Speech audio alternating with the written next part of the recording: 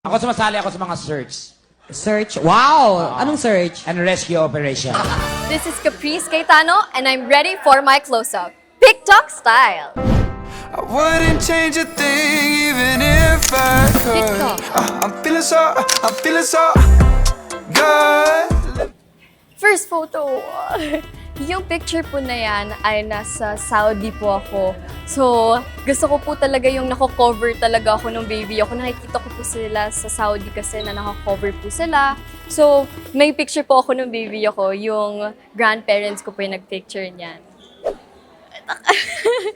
Yung picture po na yan, mahilig din po talaga ako mag-bangs. Lagi po ako nagbabangs nung bata ako. At mahilig din po ako mag-waki. Kaya yan, hindi lang po tong ang lagi kong ginagawa. May pa Aldab post pa po yan palagi.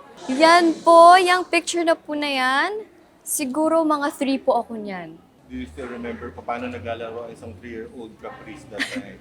Si Caprice, ang laro po niyang ginagawa, actually hindi po siya masyadong naglalaro sa streets, ganon. More on dub smash. English accent. Mom? Oh, British accent. Mamay? ano yun? Filipino accent. Ma!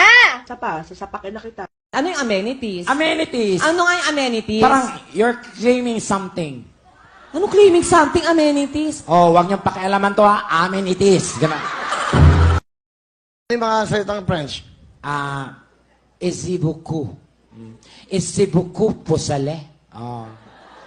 Ano isibuko po sa... Esi beaucoup pour salé. Ano yon? Ice beaucoup for sale.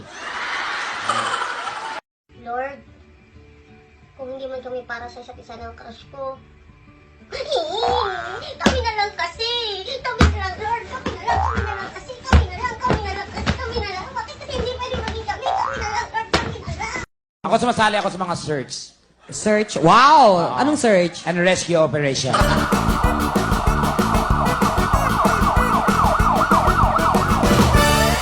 Tapos, mga nakikinig po ng mga music, palaging nanonood ng mga parody ni Taylor Swift. Ay, yan. Nako, si Caprice po, simula maliit pa po ako, mahilig po talaga ako magdala ng bag. Tapos kapag chinek niyo po yung bag ko, 5 lipstick po ang makikita niyo doon. Lahat po yon red lipstick.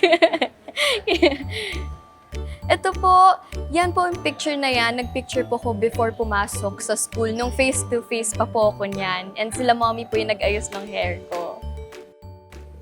Do you still remember ilang taon din yan?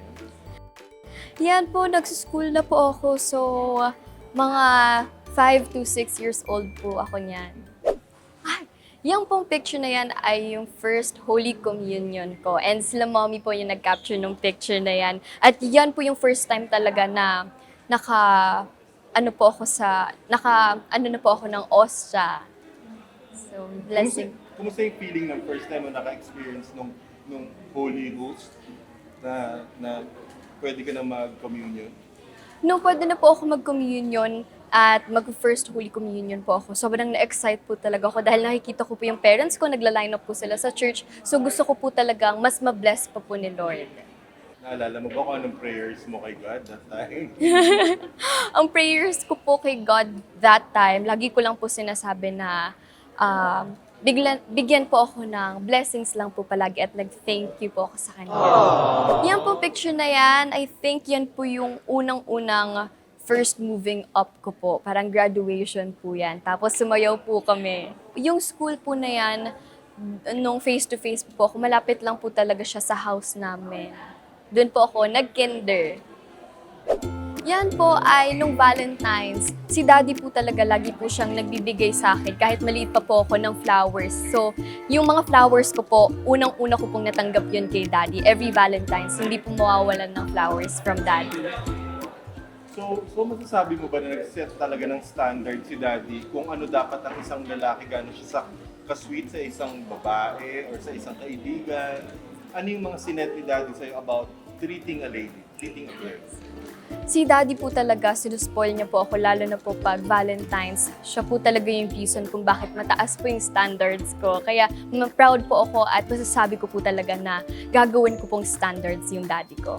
Yan pong picture na yan, first time ko pong mag-ice skating. Tapos na-excite po talaga ako. Hindi naman po halata sa smile ko yan, no? Excited na po akong pumunta sa ring niyan. First time ko pong matry yan. At nag-enjoy naman po ako. Natatandaan ko naman po na nag-enjoy po ako. Tapos nabibigla po ako na pagpasok po dun sa ring, sobrang dulas po pala talaga mag-ice skating. Kaya nabigla po ako tsaka nag-enjoy din at the same time. Yan pong picture na yan ay kasama ko po yung little brother ko na si Chibo. Tapos kahit hindi pa po siya masyadong nakakaintindi, pinapapanood ko na po siya ng mga YouTube videos. Si Kapkap po, masasabi ko po na mapang-asar po siya na ate. Kahit baby pa po yung brother ko, inaasar ko na po kaagad yan. Pero ako lang po yung pwedeng umaway sa kanya. Bawal yung iba. Ako lang po pwedeng mang-asar, mang-joke sa kanya. So, masasabi ko po na very protective po si Kapkap, si Ate Kap. Yung picture po na yan ay galing sa Mulawin versus Ravenna. At ang tatay ko po dyan ay si Sir Dennis Trillo. Oh. Paano nangyaring nakaligtas ka? Ginamit ko po ang punyal na binigay sa akin ni Wak. Takot na takot po ako. Akala ko po hindi na po ako makakaligtas. Iniisip ko po kayo, Tatay Gabriel. Kaya po naging matapang ako. At sinaksa ko po ang halimaw. Napunta po talaga ako sa showbiz. Hindi ko po talaga siya naging dream or naisip. Ang naiisip ko po before, mga pilot, chef, or pastry chef. Kaya nung nag-workshop po ako, dun ko po nalaman na, gusto ko po talaga mag-workshop. Gusto ko na na-express ko yung mga feelings na umiiyak, tumatawa. Kaya na-enjoy ko po talaga, masasabi ko po na passion ko po talaga ay acting. Siguro po si Caprice na in love po siya at naging passionate po siya sa pag-acting. Dahil nung nag-acting po ako, maliit pa lang po ako noon, parang laro-laro lang po, ganon. Pero nagulat po ako na tinitreat po talaga nila ako as a adult. Hindi po nila ako tinitignan na parang maliit, na bata, ganon. Parang pag nag-work po kami, para po talaga akong kasing age nila. So na-enjoy ko po talaga yun.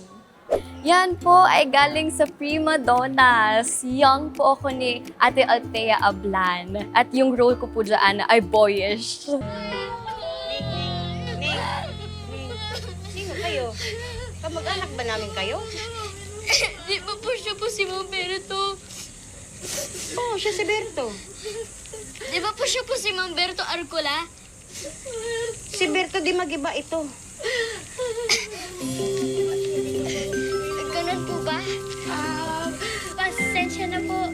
Nagkamali po kami na napuntahan. So, natutuwa po ako na na-explore ko rin po yung ganong role. Yan po ay galing sa Trip Ubusan, Lolas vs. Zombies na aming movie.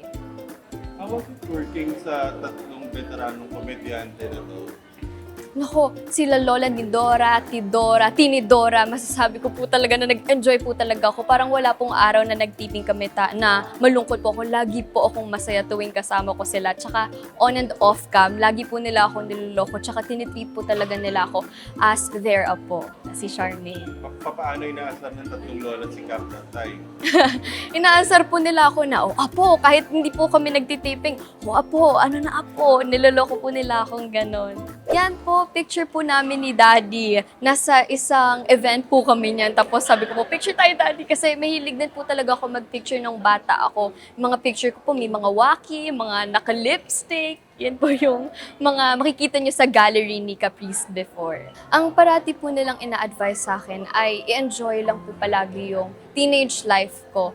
At gawin po kung ano po talaga yung mga gusto kong gawin and always have fun. Yan po ay kasama ko yung little brother ko. Sumama po ako sa isang parang festival po nila sa school. Since homeschool po ako, na-miss ko rin po na sumali po sa mga event sa school. Ngayong homeschool po ako, kaya natutuwa po ako na nakita ko po kung ano po yung ginagawa ng brother ko sa school. Since siya po, face-to-face siya. Ngayon ba, you still find time na makipag-bond kay baby brother mo despite ng busy schedule? Kahit po medyo busy po yung schedule ko, naghahanap pa rin po talaga ako at minimake sure ko po na may time po talaga ako sa buong family ko at sa little brother ko din po. Yan pong picture na yan ay galing po sa Robin Hood at kasama ko po si Sir Dingdong Dantes. Sino?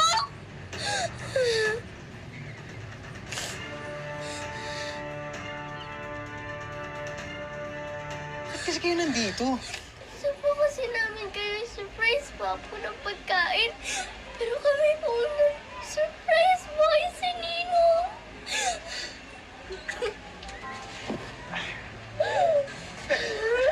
First time ko rin po na makahawak ng ganyan, yung archery po. Kaya na-excite din po ako nung ginagawa ko yung role na yan. Ang picture po na yan ay galing sa Big Night. Ang Big Night kung saan nanalo po ako as Kapuso Big winner for PBB Collab Audition 2.0. Yan po ang picture na yan. Nanginginig na po yung boses ko, kakaiyak. Sobrang saya ko po, hindi po ako makapaniwala na nakaabot po ako hanggang dulo. Kaya maraming salamat po. Sa lahat po nagmamahal at sa sumusuporta, maraming salamat po. Mahal na mahal ko po kayo. Always look at the bright side, mga kapuso. And cut! I wouldn't change a thing even if I could. I'm feeling so good.